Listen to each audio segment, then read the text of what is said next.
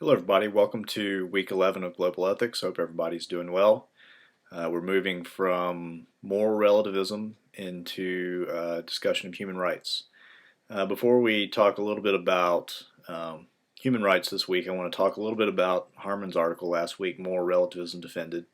It's going to be a short video tonight. I'm in the middle of preparing for preliminary exams, which essentially means I have about 100 pages to write over the next couple of weeks. So I'm pretty busy, but anyway, so Harman.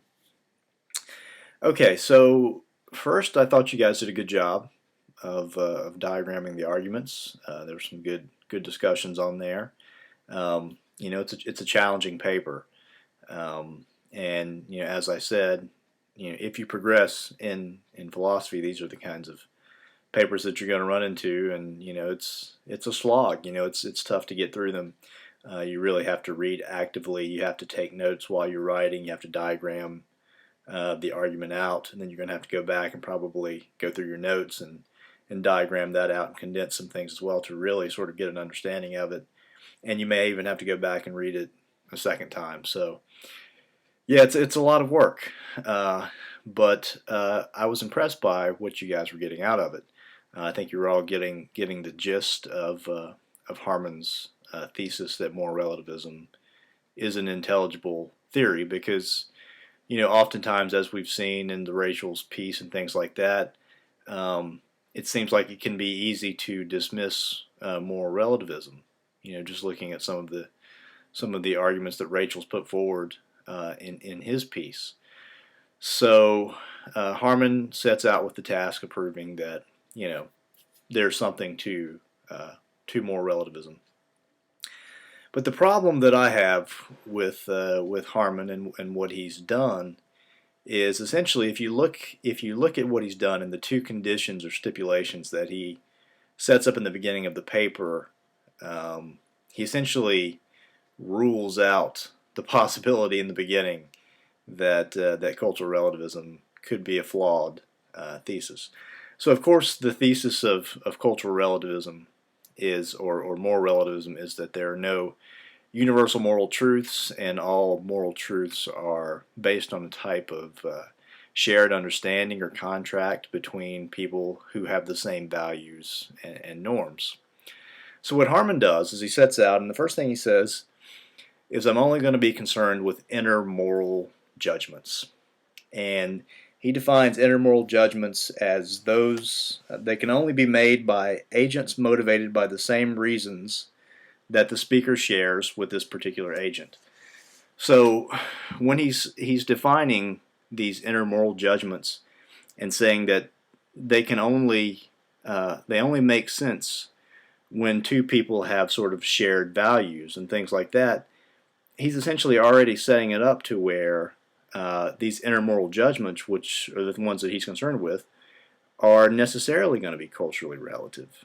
Because what he does is he says, so the first thing he says is, in this paper, I'm only going to be concerned with inner moral judgments. I'm not going to be concerned with external moral judgments, such as things like saying what Hitler did was evil.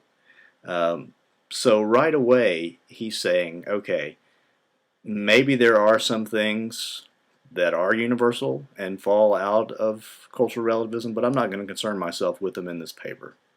I'm only going to be concerned with these inner moral judgments, which assume which are only concerned with these issues where people can share sort of the same motivating factors and things like that. So right away, he says, there can be these external moral factors, but I'm just not going to be concerned with them in this. We're only going to be concerned with the inner ones. And then the second thing that he does is that he completely disregards universal factors such as Kant's argument for rationality. He just says, I'm just going to disregard Kant's factor because the only thing that can motivate these inner moral judgments, according to Harman, are these shared norms and shared values.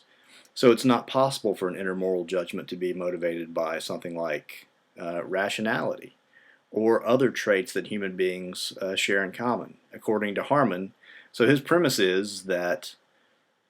premise is that inner moral judgments can only be motivated by people who share the same set of attitudes or beliefs. Well, if you're going to start with that as your premise, you're already at the conclusion of moral relativism. He's essentially starting with the conclusion of moral relativism as his first premise. And, that's a circular argument. You can't do that in logic. And of course, and perhaps that's why, as a lot of you pointed out, his argument seemed a bit convoluted, and he used lots of examples to try to make his point. Because, essentially his first premise is the conclusion of moral relativism, dressed up a little bit. So that was the problem that I have with Harman.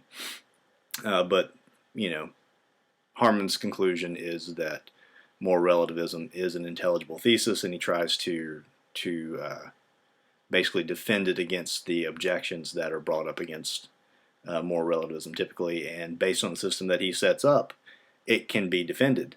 But the problem is the system that he sets up already assumes that cultural relativism is true. So he's begging the question. It's a circular argument. And yeah, so he does provide a sort of sophisticated defense of it, but in my opinion, it appears that he is begging the question with his first premise. Okay, so this week we're moving from cultural relativism into human rights. And the paper that you guys are going to be reading today is it's a very famous paper by an ethicist named Peter Singer, Affluence, Famine, and Morality. And in this argument, Singer makes a moral case that we all have an obligation to help out the poor all over the world. Essentially, if we have excess funds, and it's not going to hurt us, but the benefits of which are going to, maybe even sustain the life of somebody in another country, we're morally obligated to help that person. He starts with some very simple premises, and he gets to sort of this, shocking in some ways conclusion that we're under this sort of moral obligation to help out people around the world. It's a great paper. I think you guys are going to enjoy it a lot, and I think we're going to have some great discussions on it on Thursday, because it's quite a controversial thesis. So yeah, I'm looking forward to that. Obviously, today is election day. We've all heard plenty of commercials about voting for different candidates and things like that. So I'm not going to put in another plug for anybody. I will say that if you do vote, it's the voting. Sure, it's going to benefit one of the candidates, whichever one you choose, but vote for yourself, right? I mean, because the act of voting is going to invest you in your government, and it's going to make you a better citizen. So yeah, I mean, if you care about the society you live in, and you want to see things happen a certain way, then go out and vote. Don't your vote's not for Obama, it's not for Romney. Your vote is for yourself, basically. So I would encourage you to do that. And yeah, if you didn't get a chance, check out the Sandel video link that I sent out yesterday about democratic deliberation and what is the purpose of democracy. It's really good, and it seems apropos to this election week. So anyway, I hope you guys have a good week, and I'll see you on Thursday on the discussion boards.